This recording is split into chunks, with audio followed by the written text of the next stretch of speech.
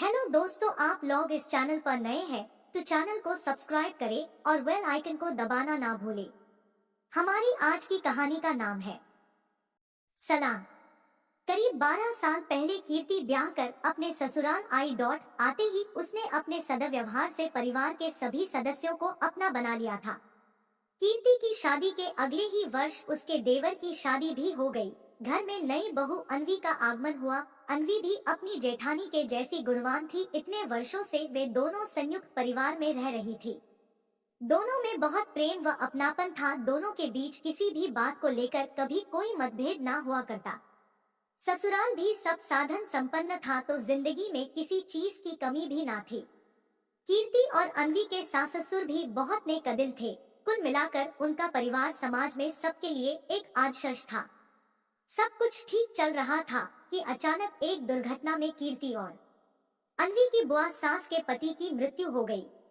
बुआ सास के कोई संतान न थी तो उनका एकाकी जीवन देखकर ससुर जी अपनी बहन को हमेशा के लिए अपने साथ ले आए। एक शुरू में तो सब कुछ ठीक रहा, परंतु पिछले कुछ दिनों से ना जाने क्यों वे कीर्ति और अनवी के अच्छे रिश्तों को देखकर चिढ़ने लगी थी। दिन प्रतिदिन उनका यह प्रयास रहता कि किसी भी तरीके से दोनों बहुएं लड़ पड़े। दरअसल बड़ी बहू कीर्ति एक अमीर परिवार से थी और अनवी के पिताजी की मृत्यु हो चुकी थी। अनवी के भाई को अनवी से कुछ खास लगाव ना था। उसका भाई से सिर्फ इतना ही रिश्ता था जितना कि वह अपनी तरफ से निभाया करती। भाई भाभी तो अनवी से रिश्ता ही ना रखना चाहते थे। बस यहीं से बुआ सास ने कीर्ति और अनवी की जिंदगी में जहर घोलने का मौका तलाश लिया। वह नित नई बातों से अनवी के कान भरने लगी। सावन का त्योहार आया। कीर्ति के मायके से उसकी माँ ने बिटिया और पूरे परिवार के लिए सिंधारे में बहुत सा सामान भेजा। बुआ के हाथ अच्छा मौका लग गया। वह अनवी को भड़काते हुए बोली, जानती हो अनवी, तुम्हें ससुराल में कम इज्जत क्यों मिलती है? क्योंकि तुम मायके से सक्षम नहीं हो। देखो कीर्ति का मायका कितना सक्षम है। वे उसे भर भर कर 30 त्योहार देते हैं और तुम्हें कोई फोन भी नहीं मिलाता। और तो और जब देखो तब तुम्हारी सास भी तो कीर्ति कीर्ति किया करती है। तन्वी के मन में जहर का बीज बोकर बुआ जी अनवी के उत्तर की प्रतीक्षा करने लगी, परंतु अनवी बहुत समझदार थी। वह अपनी बुआ सास की बातों में कतई न आने वाली थी। मुस्कुराते हुए उसने बुआ जी को उत्तर दिया, नहीं बुआ जी, आप माँ को गलत समझ रही हैं। कीर्ति भाभी बड़ी है ना, इसलिए माँ उनसे कई बार सलाह मशवरा कर लिया करती है। उन्हें ज्यादा मान सम्मान मिलता है और मुझे कम। इन सब बातों में पढ़कर मैं अपनी मानसिक शांति भंग नहीं कर सकती। और रही बात माँ की, तो मैं उनके स्वभाव से भली भांति परिचित हूँ। यह कहकर वह वहाँ से चली गई। इस घटना के बाद भी दोनों देवरानी जेठानी का प्रेम बना रहा। अनवी कीर्ति भाभी का उतना ही आदर किया करती जितना वह पहले किया करती थी।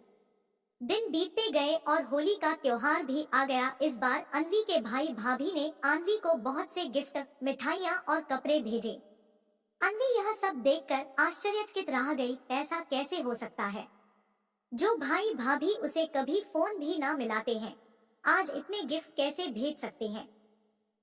अपने मन की यह शंका दूर करने के लिए यह अपनी सास के पास गई और पूछा, माँ भैया से मेरी बात हुई है? उन्होंने तो गिफ्ट्स के बारे में कुछ नहीं बताया।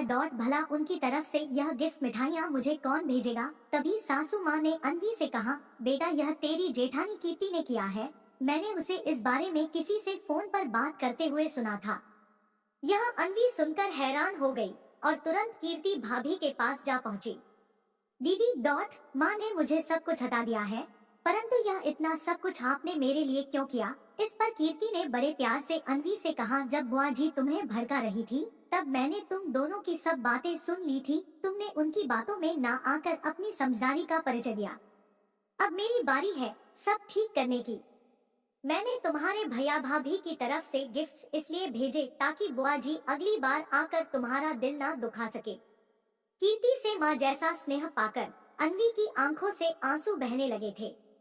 कीर्ति ने अनवी के आंसू पोंछते हुए कहा, चल पगली, अपनी बड़ी बहन के होते हुए कोई रोता है? और हाँ, आज से तेरा यह ससुराल तेरा मायका भी है।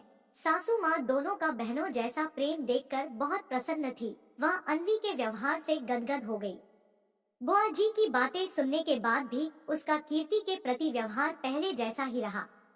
और दूसरी ओर बड़ी बहू कीर्ति का अपनी देवरानी के प्रति प्रेम और स्नेह का भाव देखकर वे मन ही मन कीर्ति को आशीष दे रही थी।